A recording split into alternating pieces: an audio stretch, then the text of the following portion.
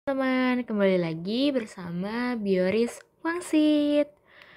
Udah lama ya kita tidak bertemu.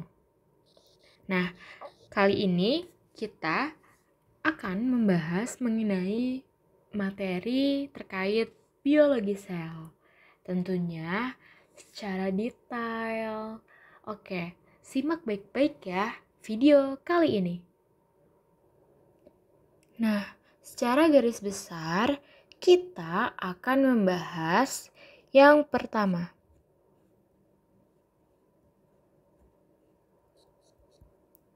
Sejarah penemuan sel.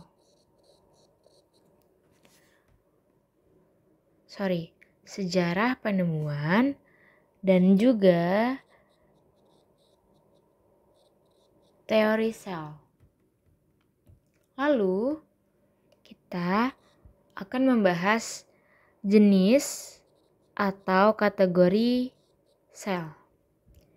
Yang ketiga, kita akan membahas antara perbedaan sel tumbuhan dan sel hewan. Yang terakhir, untuk part 1 ini adalah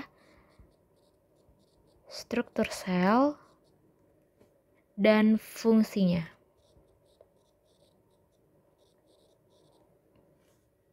Let's go! Ilmuwan pertama adalah Robert Hooke pada tahun 1665.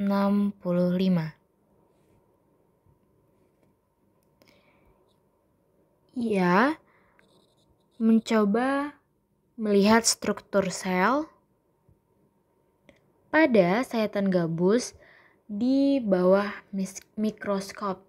Nah, kemudian Robert Hooke juga melihat adanya rongga-rongga yang dibatasi oleh dinding tebal. Dari penemuannya tersebut, Robert Hooke menyimpulkan bahwa satuan terkecil dalam rongga yang ia amati itu dinamai sel atau selular yang artinya ruang kosong. Yang kedua ada Antony van Leeuwenhoek pada tahun 1683. Beliau disebut sebagai bapak biologi dan mikrobiolog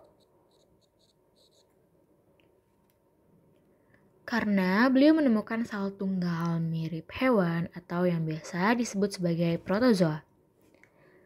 Lalu, Antony van Leeuwenhoek ini juga terkenal atas pengembangan mikroskop kecil berlensa tunggal.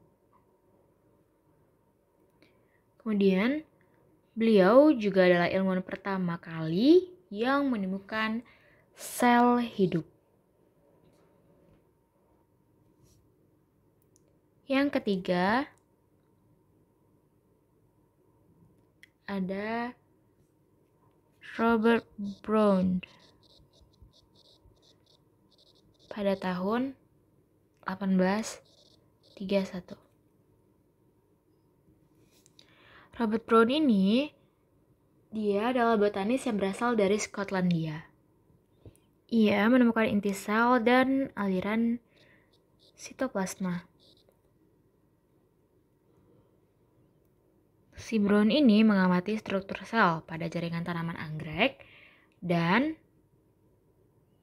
melihat benda kecil yang terapung dalam sel, kemudian ia beri nama inti sel atau nukleus. Nah, teman-teman ini bakal lumayan banyak ya nama-nama ilmuwan, tapi teman-teman tidak perlu menghafal ya, nanti yang penting tahu aja kata kuncinya dari setiap ilmuwan itu, dan mungkin di soal juga sedikit ya yang menanyakan mengenai ilmuwan secara detail gitu. Jadi ya ini FYI aja deh gitu. Selanjutnya ada Theodore Swan pada tahun 1839. Theodore Swan ini teman-teman, beliau adalah ilmuwan yang banyak peneliti tentang hewan. Beliau dikenal sebagai fisiolog dan zoologi dari Jerman. Dari penelitiannya ini, ia melihat bahwa tubuh hewan juga tersusun dari banyak sel. Nah, Theodore menyimpulkan bahwa sel adalah unit terkecil penyusun makhluk hidup. Sladen adalah ilmuwan peneliti tumbuhan. Ia mengemukakan bahwa setiap bentuk makhluk hidup termasuk tumbuhan itu tersusun atas sel-sel. Selanjutnya ada Rudolf Virchow. Nah, ini pada tahun 1855.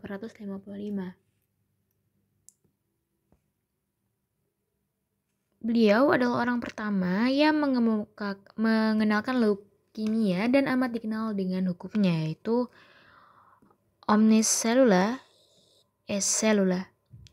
Jadi, setiap sel itu berasal dari sel yang lainnya. Kemudian, ia juga mengatakan bahwa sel sebagai penyusun terkecil makhluk hidup. Selanjutnya ada Max Schultz pada tahun 1825 hingga 1874. Nah, beliau adalah ilmuwan yang berprofesi sebagai dokter. Ia mengemukakan bahwa protoplasma merupakan dasar fisik dari kehidupan. Lalu, protoplasma ini bukan hanya bagian struktural sel, tetapi juga merupakan tempat terjadinya proses hidup.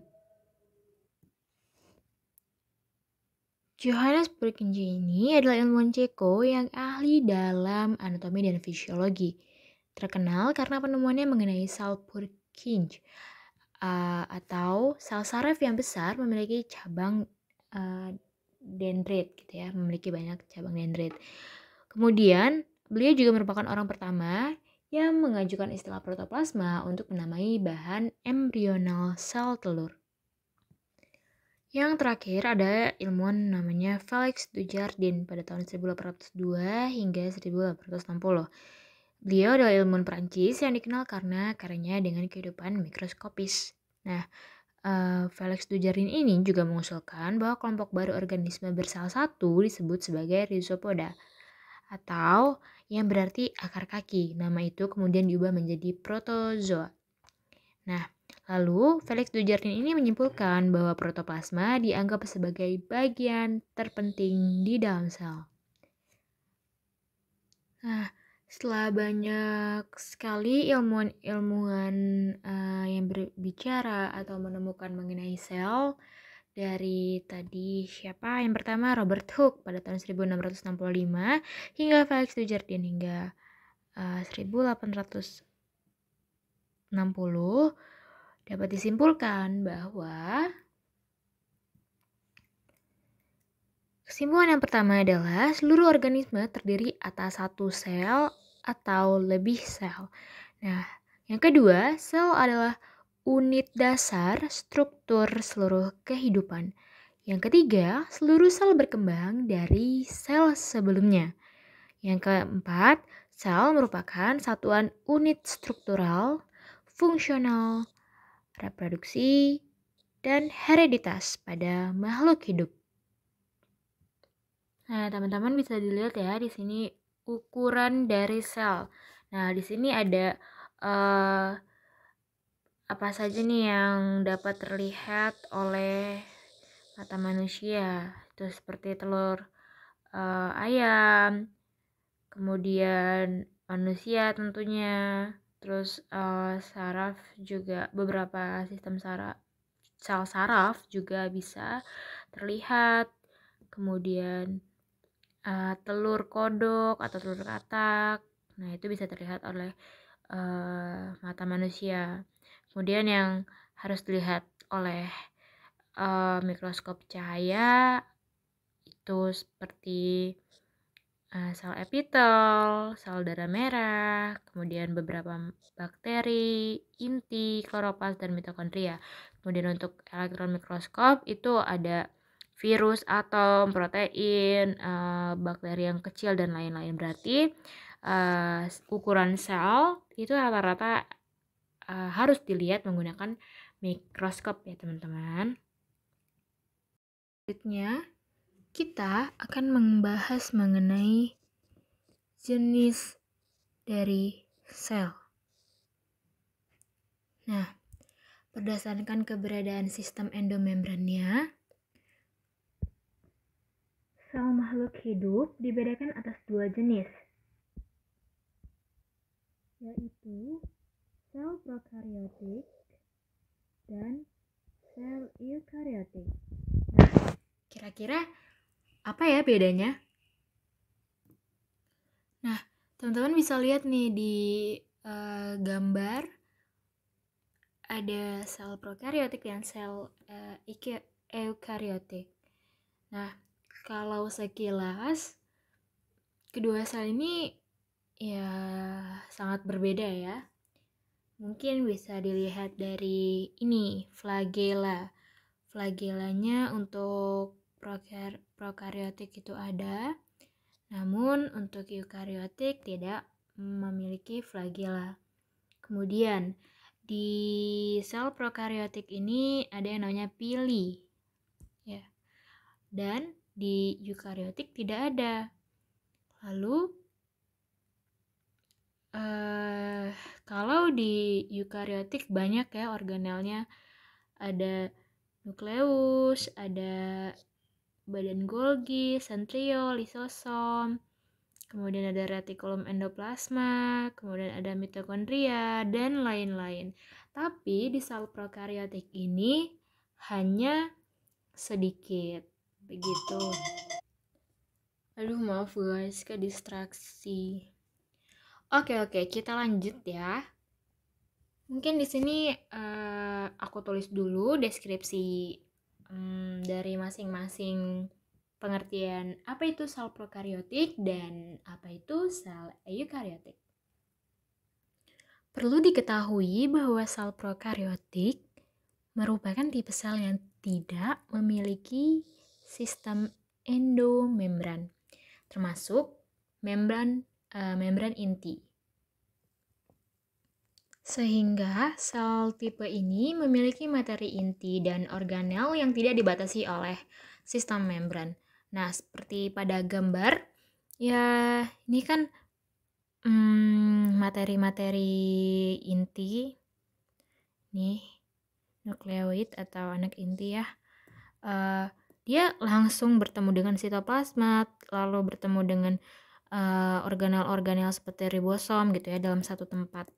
Tidak dipisahkan oleh sistem membran. Berbeda dengan halnya sel eukariotik yang dari inti, kemudian ada sini retikulum endoplasma, lalu baru ada organel-organel seperti itu.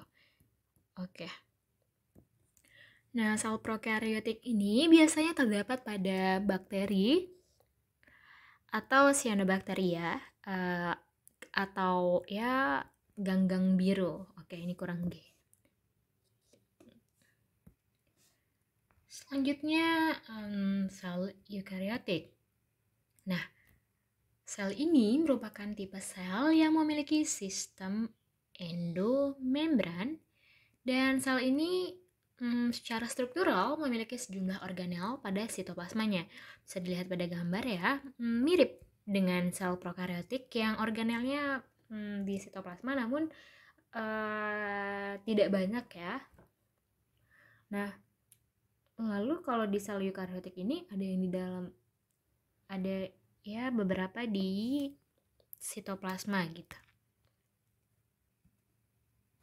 Nah, organel ini memiliki fungsi yang sangat khas dan berkaitan satu dengan yang lainnya. Nah, nanti fungsi-fungsi dari organel ini apa aja bakal dibahas di setelah ini ya. Maksudnya setelah satu materi lalu baru kita bahas fungsi dari organel-organel. Oke. Lalu organel ini berperan penting untuk menyokong fungsi dari sel itu sendiri. Nah, oh iya teman-teman, organisme yang memiliki sel eukariotik antara lain adalah hewan dan juga tumbuhan. Nah, abis ini kita bahas materi yang menarik tentunya.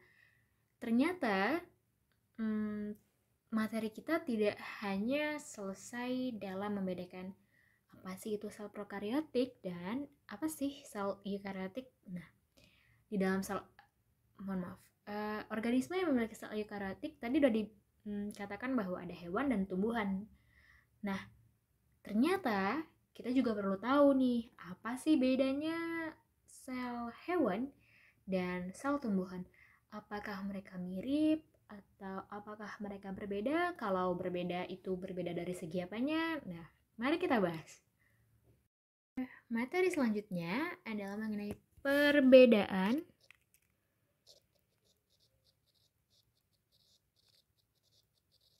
sel tumbuhan dan sel hewan.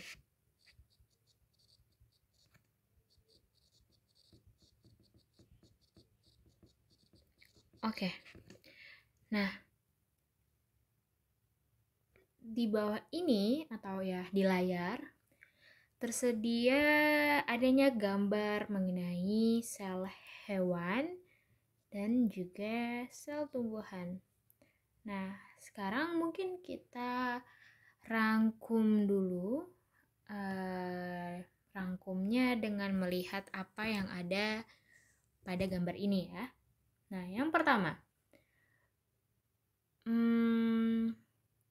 coba kita cari perbedaan antara keduanya. Oke, di sini di sel tumbuhan ada yang namanya cell wall atau dinding sel. Sedangkan di sel hewan tidak memiliki dinding sel, langsung membran plasma gitu luarnya.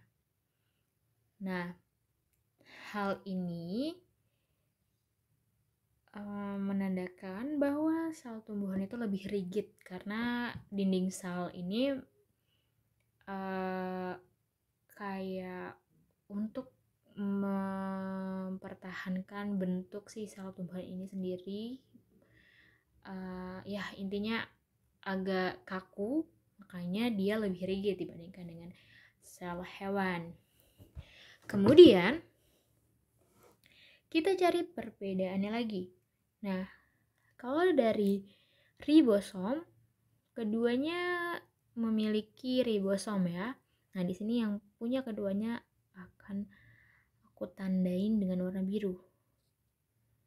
Mereka sama-sama memiliki ribosom. Kemudian lisosom juga ada. Kemudian nukleus tentunya ada ya, baik sel tumbuhan maupun sel hewan karena mereka sama-sama sel eukariotik. Berbeda halnya dengan sel prokariotik yang biasanya hanya ada, bukan biasanya ya, memang adanya anak inti atau nukleoid gitu. Kemudian di sini ada nukleus.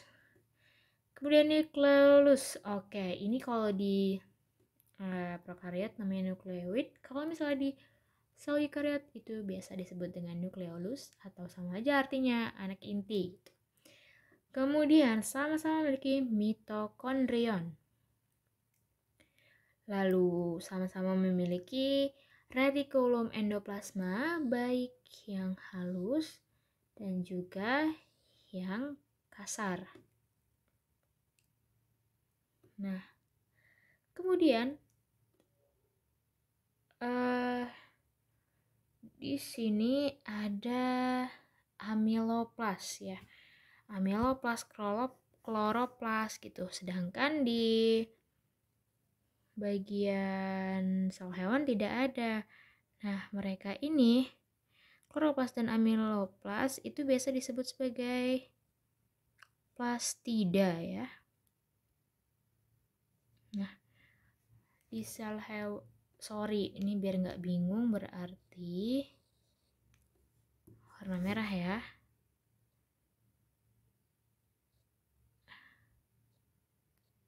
Plastida di tumbuhan ada, namun di hewan tidak ada. Gitu. Kemudian di sini kelihatan sekali bukan bahwa vakuola, mereka sama-sama memiliki vakuola. Namun bisa dilihat sendiri bahwa vakuola di animal cell itu lebih kecil dibandingkan dengan tumbuhan. Namun ada beberapa acuan bahwa di sel hewan itu juga tidak ada yang tidak memiliki vakuola. Kalaupun ada itu memang sedikit sekali dan bentuknya bentuk skala kecil gitu. Lalu peroksisom sama-sama ada. Kemudian badan Golgi juga, membran sel dan sitoplasma juga tentunya sudah pasti ada. Kita lihat di sini bahwa pada animal cell itu terdapat adanya mikrotubulus dan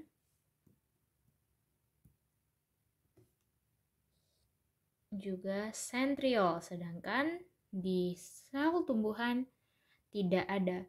Begitu pula dengan lisosom ini. Nah, lisosom ini terlihat bahwa lebih ada beberapa acuan yang mengatakan bahwa lisosom itu lebih banyak di sel hewan daripada di sel tumbuhan, karena dan juga peroksisom termasuk karena hewan biasanya lebih mobile ya, lebih banyak memerlukan tenaga gitu. Jadi ada hubungannya dengan lisosom dan peroksisom banyak atau tidaknya. Oke, mungkin kalau kecepatan teman-teman bisa pause ya, dan biar teman-teman gak pusing juga, nanti akan dirangkumkan ya berupa tabel gitulah ya, mengenai perbedaan antara sel hewan dan juga sel tumbuhan.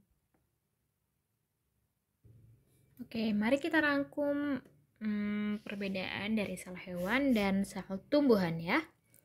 Sel hewan biasanya berukuran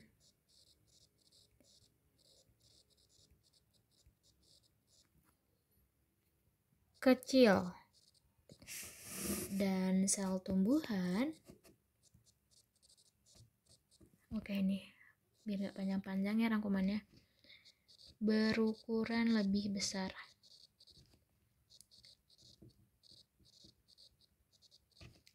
Nah, oke. Kemudian sel hewan tidak memiliki dinding sel ya, makanya dia bentuknya lebih fleksibel gitu ya dibandingkan sel tumbuhan yang lebih rigid.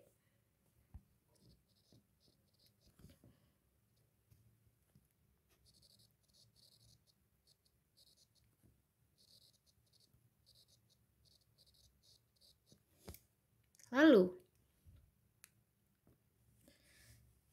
tidak memiliki plastida pada sel hewan.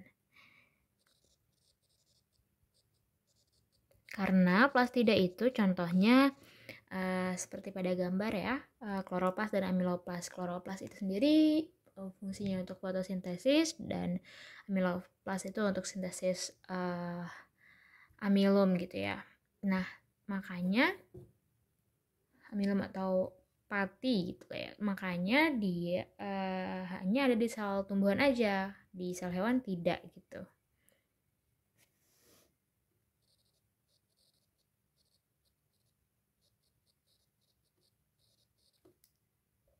Lalu, sel hewan tidak memiliki vakuola pada umumnya, dan jikapun ada berjumlah kecil dan maaf ya kebalik nih, berjumlah lebih sedikit dan ukurannya itu lebih kecil biasanya. Sedangkan kalau sel tumbuhan itu biasanya satu dan ukurannya juga besar. Selanjutnya, lisosom di sel hewan itu berjumlah lebih banyak, sedangkan di sel tumbuhan itu biasanya tidak ada lisosom. Kalaupun ada, jumlahnya pasti sedikit. Lalu yang terakhir, pada sel hewan itu terdapat sentrosom dengan sentriol yang fungsinya untuk pembelahan sel. Nah, di sel tumbuhan itu tidak ada sentrosom dan sentriol. Tetapi tentu saja sel tumbuhan juga dapat membelah. Nah, nanti itu kita bahas ya. Oke, untuk subbab bagian C mengenai perbedaan sel hewan dan sel tumbuhan, mungkin teman-teman bisa di flashback kembali ya. Ini dilihat dari gambar dan juga rangkumannya ada di tabel gitu. Mungkin bisa di pause dulu videonya dan teman-teman boleh mencatat. Nah, siapa tahu catatan teman-teman tentu lebih rapi ya daripada catatan aku yang ya sedikit berantakan. Ya, yang penting bisa kebaca lah ya tulisannya. Nah, oke. Subbab terakhir dari biologi sel ini adalah mengenai struktur sel dan fungsinya. Oke. Kalau misalnya terlalu cepat, boleh istirahat dulu, peregangan dulu, mendengarkan musik dan lain-lain. Baru kita lanjut belajar lagi ya. Kemudian kita akan membahas mengenai kegunaan dari organel sel. Yang pertama yang akan kita bahas adalah dinding sel. Dinding sel merupakan komponen sel yang hanya ada pada sel tumbuhan. Fungsi dari dinding sel ini adalah sebagai penentu bentuk dari sel itu. Nah, yang berfungsi sebagai penguat dan pelindung protoplas. Dinding sel ini ternyata dibagi atau dibedakan menjadi 3 bagian loh teman-teman, yakni ada lamela tengah, kemudian ada sel primer, ada dinding sel sekunder. Yuk, mari kita bahas satu-satu mengenai 3 bagian dari dinding sel. Lamela tengah ini diperlukan untuk menyesuaikan pergerakan kedua sel-sel dan mencapai ukuran yang lebih besar. Selanjutnya adalah dinding sel primer. Dinding sel primer ini adalah dinding sel pertama yang dibentuk pada saat pembentukan sebuah sel baru. Selanjutnya dinding sel sekunder. Dinding sel sekunder ini adalah terbentuk dalam peristiwa penebalan dinding sel. Kemudian pembentuk dari sel primer, dinding sel primer dan dinding sel sekunder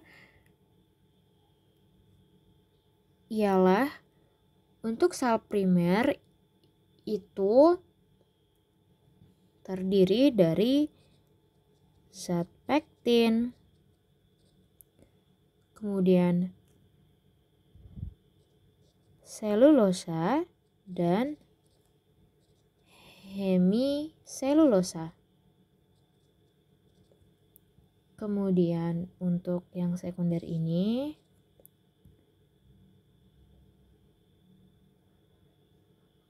selulosa, kemudian semiselulosa, pektin juga ada, kutin, kemudian suberin, lilin. Nah, teman-teman, yang sebenarnya yang umumnya biasa ditanyakan di soal itu dinding sel biasanya penyusunnya apa? Itu biasanya tuh dinding sel primer ya, biasanya tuh pektin, kemudian selulosa dan hemiselulosa. Untuk pembentukan lamela tengah, kemudian dinding sel sekunder itu FYI aja. Kemudian, organel yang kedua adalah membran plasma. Membran plasma atau membran sel merupakan selaput terluar sel yang tersusun dari molekul lipoprotein dan molekul-molekul lain. Nah, membran plasma ini biasa disebut sebagai phospholipid bilayer.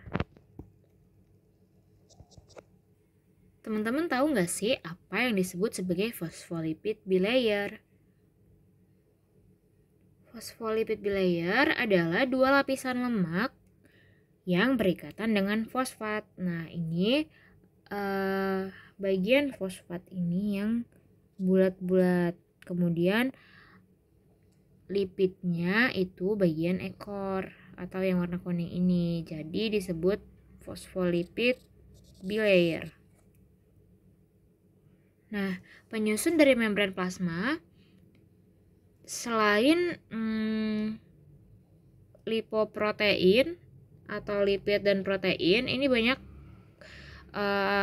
protein lain ya, misalnya kayak ada protein ekstrinsik, kemudian ada glikoprotein. Kalau glikoprotein berarti protein adalah protein dan gliko atau karbohidrat gitu ya. Oke, ini langsung ditulis aja kali ya. Kemudian ada molekul glikolipid.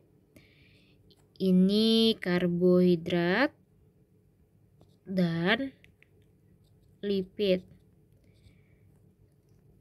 Kemudian ada ini protein integral.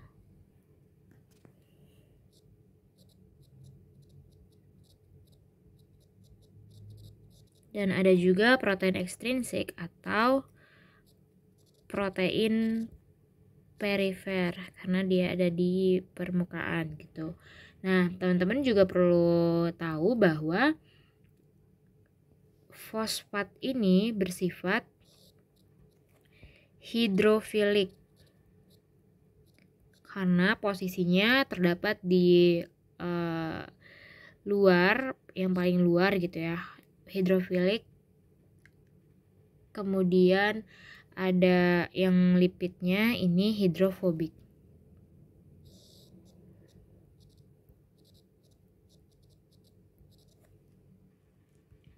Apa sih bedanya hidrofilik dan hidrofobik gitu ya? Nah, kalau hidrofilik ini adalah suka dengan air. Kemudian kalau hidrofobik itu tidak suka air. Gitu aja ya, untuk memudahkan teman-teman menghafal atau mengetahui apa sih hidrofilik, apa sih hidrofobik gitu. Setelah tadi kita panjang lebar menjelaskan membran plasma, apa sih fungsi dari membran plasma ini? Membran sel ini berfungsi untuk mengatur masuknya bahan-bahan ke dalam sel dan keluarnya zat-zat dari dalam sel gitu ya. Mengatur pergerakan masuk atau keluarnya zat-zat dari atau ke sel gitu istilahnya. Selanjutnya ada nukleus atau inti sel. Nukleus adalah bagian sel yang ukurannya lebih besar dibandingkan dengan organel sel pada umumnya, yaitu sekitar 10 hingga 20 nanometer. Oke. Fungsi dari nukleus atau inti sel yang pertama adalah sebagai pengendali seluruh aktivitas sel. Kemudian, fungsi yang kedua, inti sel atau nukleus ini mengandung informasi genetik atau DNA yang akan mewariskan sifat-sifat genetik tersebut melalui pembelahan sel.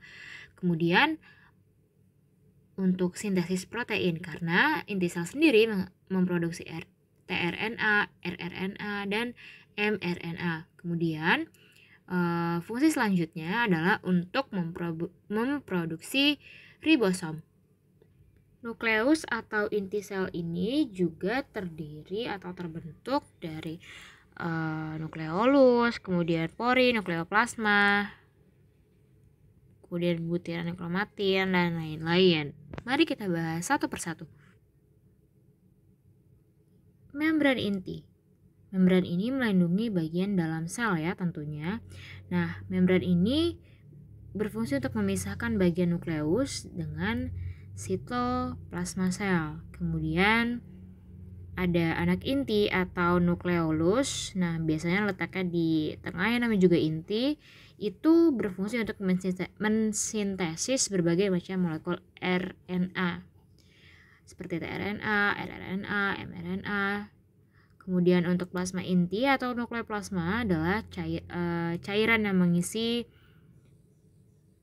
mengisi nukleus ini ya, yang terdiri atau tersusun atas protein.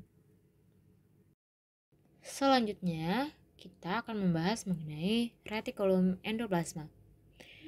Apa sih retikulum endoplasma itu? Retikulum endoplasma berupa vesikel atau kantung yang berbentuk pipih, bundar, atau tubuler dan satu sama lain dapat terhubung. Nah, RE ini memiliki selapis membran yang dapat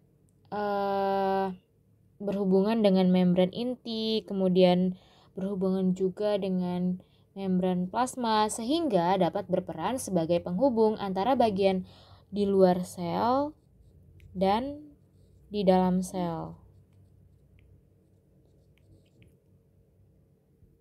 Nah, retikulum endoplasma ini terbagi menjadi dua jenis, yaitu ada retikulum endoplasma halus dan juga ada retikulum endoplasma kasar. Bedanya apa gitu ya? Nah, kalau misalnya yang kasar itu dia ditempati oleh ribosom, makanya dia disebut RE kasar. Tapi kalau misalnya yang retikulum endoplasma halus itu nggak ada ribosomnya, jadi dia disebut sebagai RE halus gitu. Nah, perlu diketahui bahwa retikulum endoplasma ini merupakan perluasan membran yang saling berhubungan ya. Mereka ini saling berhubungan membentuk saluran pipih, kemudian ada yang berbentuk seperti lubang. Tentu saja dalam pengamatan mikroskop, RE ini nampak seperti saluran berkelok-kelok, makanya gambarnya juga digambarkan seperti ini gitu ya, berkelok-kelok. Dan tentu saja ada banyak rongga-rongganya. Nah, lalu selain penghubung bagian luar sel dan dalam sel, apa sih fungsi dari RE kasar atau RE halus gitu ya? Nah, RE kasar ini adalah fungsinya karena dia karena si salurannya ini ditempati oleh ribosom, maka RE kasar ini berfungsi sebagai sintesis protein. Kemudian kalau RE halus, nah RE halus ini berfungsi untuk sintesis lipid, kemudian sintesis glikogen, dan juga steroid gitu ya, seperti kolesterol, gliserida, dan juga hormon gitu.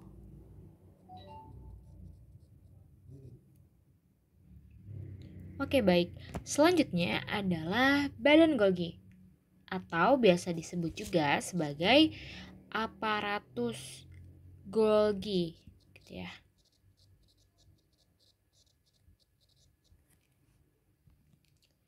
Badan Golgi ini biasa dijumpai pada sel-sel yang melakukan fungsi ekskresi, tentu saja hewan ya banyak. Nah, tapi di sel tumbuhan juga ada biasanya disebut sebagai diktiosom.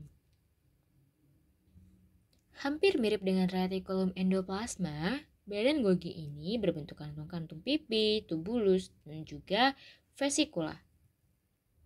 Lalu seperti membran plasma, badan Golgi memiliki dua permukaan. Maksudnya seperti membran plasma, badan Golgi ini memiliki lipoprotein ya teman-teman.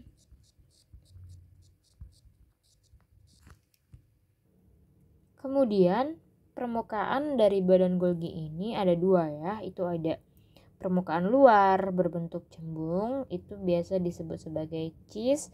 Kemudian permukaan dalam itu berbentuk cekung atau biasa disebut trans gitu ya. Nah, apa sih cis sama trans ini nih? Ya, itu intinya kalau misalnya luar itu cis, kalau misalnya dalam itu trans. Jadi biasanya di bagian luar atau bagian cis itu menerima vesikel-vesikel yang pada umumnya tuh berasal dari retikulum endoplasma kasar. Kemudian isi vesikel itu akan diserap ke ruangan lumen bagian dalam. Bagian dalam ini kan dari cis terus ke bagian dalam. Kemudian diproses sedemikian rupa dan proses tersebut bergerak dari bagian cis menuju bagian trans gitu.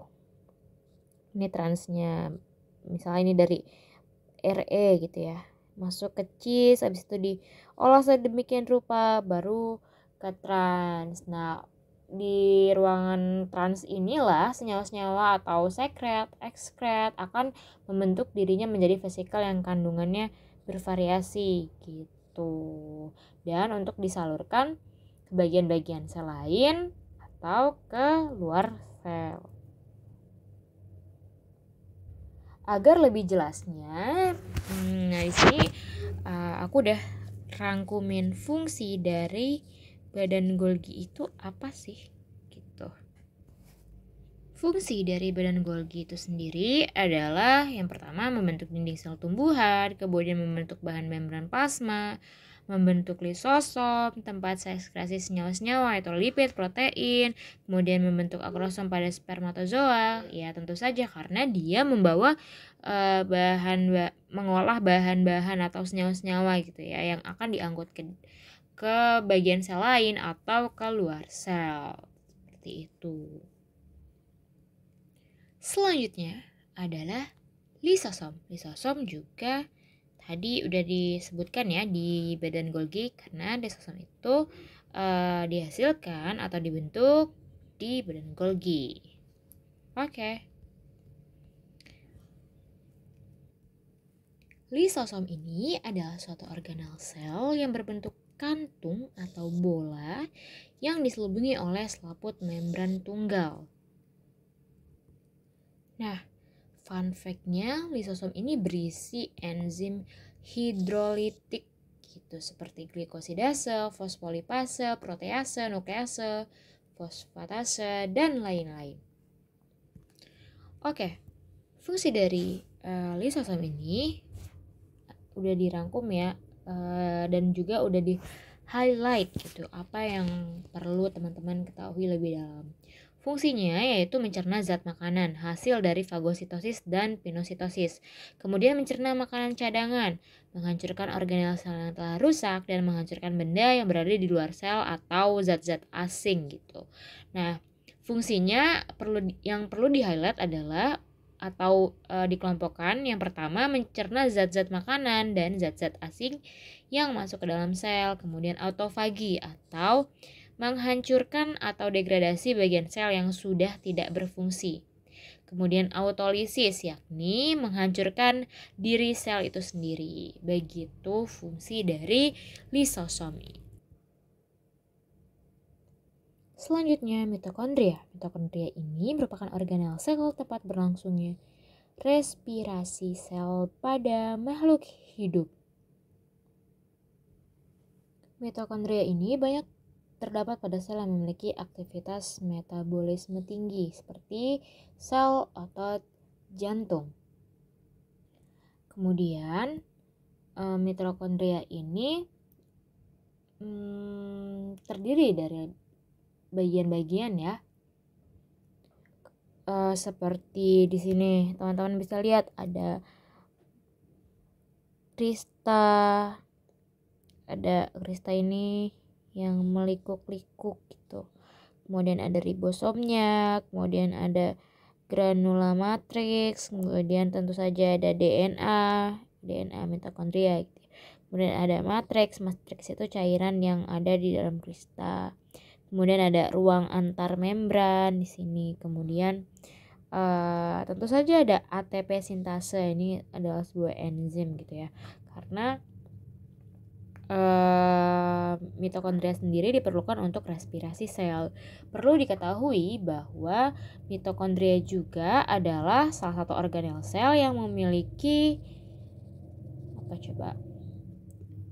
membran ganda. Membran ganda itu adalah membrannya rangkap gitu ya. Ada membran dalam, kemudian ada membran luar, terus kemudian pokoknya ini dilapisi, ada membran luar dan membran dalam gitu ya, dilapisi oleh dua membran, maka disebut sebagai membran ganda. Oke, selanjutnya adalah ribosom. Nah, ribosom ini berasal dari ribonucleic acid dan soma atau badan gitu. Nah, organel ini bermembran, berisi untaian RNA dan protein yang beragam, karbohidrat, sedikit lemak, dan mineral. Ribosom ini terbagi menjadi, di sini ada subunit kecil, kemudian ada subunit yang besar gitu. Jadi ribosom ini terbagi menjadi 2 subunit ya teman-teman. Nah, subunit kecil ini sebenarnya tidak memiliki ukuran yang terlalu kecil, namun ukurannya lebih kecil dibandingkan dengan subunit besar begitu. Subunit kecil berguna untuk mengalirkan atau menyampaikan informasi selama sintesis protein, atau dikenal sebagai sebutan 40S. Dan untuk subunit yang besar ialah tempat terbentuknya ikatan asam amino yang baru untuk membuat protein ya. Nah, disebut 60S dalam eukariotik dan 50S dalam prokariotik. Oke, kalau terlalu cepat teman-teman bisa pause videonya dan teman-teman bisa langsung mencatat informasi-informasi yang tersedia atau informasi yang sebenarnya aku ucapkan tapi tidak ditulis begitu. Nah, fungsi dari ribosom sendiri adalah utamanya sebagai sintesis protein gitu. Dan kenapa sih sebagai sintesis protein? Karena dalam subunit kecil besar itu terjadi adanya ikatan antara asam amino atau polipeptida. Nah, nanti produknya dari ribosom ini keluar sebagai protein gitu. Ya, atau istilahnya produknya itu mRNA gitu. Jadi dia polipeptida yang nantinya akan membentuk untaian mRNA. Nanti proses transkripsi, translasi atau ya proses sintesis protein akan dibahas di bab lain gitu. Untuk di bab ini teman-teman cukup tahu kalau ribosom itu fungsinya adalah sebagai sintesis protein.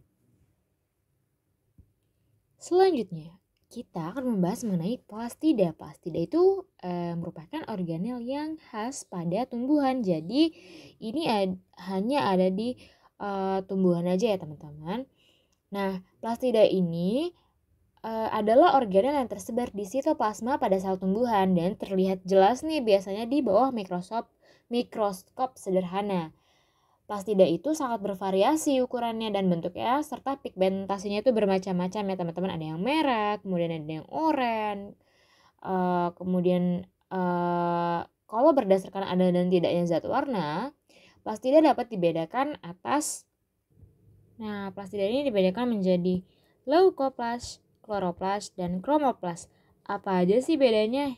Gitu. Mari kita bahas. Untuk leukoplas sendiri itu tidak berwarna, kemudian menyimpan pati atau amilum dan menghasilkan zat cadangan makanan cadangan seperti amiloplas itu pati, kemudian proteoplas itu protein, dan elaioplas itu lemak. Kalau untuk kloroplas itu berwarna hijau dan fungsinya menangkap energi cahaya tentu saja untuk fotosintesis. Di dalam kloroplas ini juga terkandung klorofil. Nah, selain klorofil ternyata dia juga mengandung karotenoid gitu ya. Fungsi dari kromoplas. Kromoplas itu menghasilkan warna selain hijau. Kemudian ini untuk sintesis dan penyimpanan pigmen gitu, pigmen pada bunga, kemudian buah atau bagian tumbuhan lain yang berwarna selain hijau ya teman-teman. Selanjutnya adalah sentrosom atau centriole.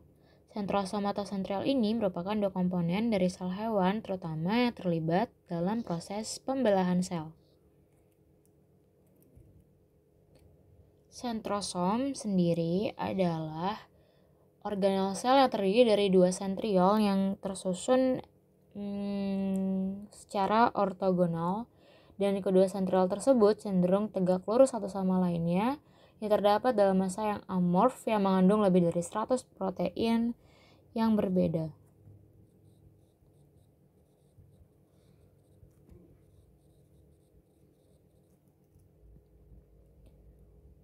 Sentrosom fungsinya sendiri adalah untuk menggerakkan kromosom pada saat pembelahan sel. Selanjutnya adalah mikrobodi. Mikrobodi ini merupakan organel sel dengan struktur mirip dengan lisosom. Bentuknya bulat dengan diameter sekitar 0,2 hingga 2 nanometer. 2 mikrometer. Nah, terdapat dua macam mikrobodi, yaitu ada peroksisom dan juga glioksisom. Peroksisom dan glioksisom ini bedanya apa sih? Mari kita bahas dengan satu persatu. Peroksisom sendiri hanya terdapat pada sel hewan. Tapi ada juga yang mengatakan sumber lain bahwa peroksisom itu terdapat juga di tumbuhan. Peroksisom menghasilkan enzim katalase. Enzim ini mengubah hidrogen peroksida menjadi oksigen dan air. Hidrogen peroksida ini merupakan produk metabolisme sel yang berpotensi membahayakan sel. Nah, selain itu, peroksisom juga berfungsi sebagai perubahan lemak menjadi karbohidrat. Untuk glioksisom sendiri merupakan mikrobodi yang terdapat pada sel tumbuhan. Sumber lain juga tidak ada yang mengatakan glioksisom terdapat di sel hewan. Jadi udah fix banget nih kalau glioksisom hanya ditemukan di sel tumbuhan. Organel ini banyak ditemukan di dalam jaringan lemak pada biji yang sedang berkecambah. Glioksisom ini menghasilkan enzim beta peroksisomal oksidase yang akan mengoksidasi atau mengkonversi asam lemak menjadi asetil-CoA dan pada akhirnya dihasilkan ATP untuk perkecambahan. Organel selanjutnya yaitu vakuola. Vakuola ini merupakan komponen sel pada tumbuhan maupun sel hewan. Namun berbeda dengan sel tumbuhan, sel hewan ini hanya memiliki vakuola yang sedikit dan tentu saja ukurannya pada tumbuhan lebih besar dibandingkan pada sel hewan. Vakuola juga dilapisi membran tunggal yang disebut sebagai tonoplas. Fungsi dari vakuola sendiri adalah beberapa diantaranya adalah sebagai osmoregulator atau menjaga nilai osmotik dari sel itu sendiri, kemudian sebagai penyimpanan cadangan makanan, dan degradasi organel sel yang telah rusak. Organel yang terakhir yang akan kita bahas adalah mikrotubulus dan mikrofilamen. Mikrotubulus merupakan protein tubulin yang terangkai dalam susunan heliks yang bersifat kaku. Fungsinya adalah sebagai rangka dari sel atau sitoskeleton, memberi bentuk pada sel, dan juga sebagai komponen utama pembentuk silia dan flagel. Mikrotubulus ini juga terlibat dalam pembelahan sel. Sedangkan untuk mikrofilamen merupakan benang-benang halus yang tersusun dari protein aktin. Mikrofilamen ini terlibat dalam sitokinesis dan motilitas sel. Perbedaan utama antara mikrotubulus dan mikrofilamen adalah pada struktur dan fungsi. Yang mana mikrotubulus itu adalah struktur silinder yang panjang dan berongga.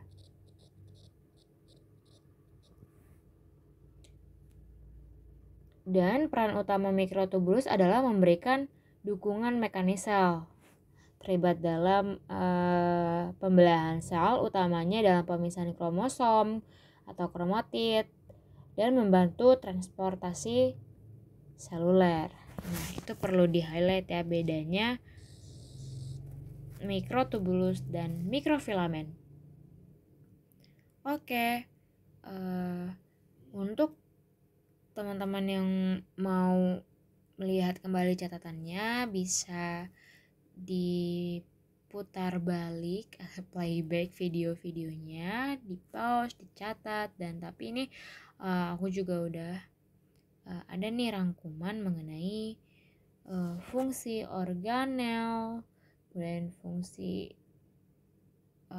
jenis-jenis organelnya. Nah, teman-teman bisa lihat di tabel ini gitu kayaknya. Teman-teman bisa lihat di tabel ini. Mungkin segitu aja materi mengenai biologi sel part 1 ini. Mungkin nanti di part 2 kita akan membahas entah itu mengenai pembelahan sel, kemudian mengenai transportasi zat dan lain-lain. Oke, cukup sekian dari aku, kurang lebihnya mohon maaf. Kalau ada yang kurang jelas mungkin bisa ditanyakan di kolom komentar. Untuk request dan lain-lain juga bisa dituliskan di kolom komentar. Kritik, saran, ya apapun deh bisa kalian cantumkan di kolom komentar. Terima kasih untuk teman-teman yang udah merhatiin dari awal sampai akhir pada bab biologi sel ini. Sampai jumpa di bab selanjutnya. Bye.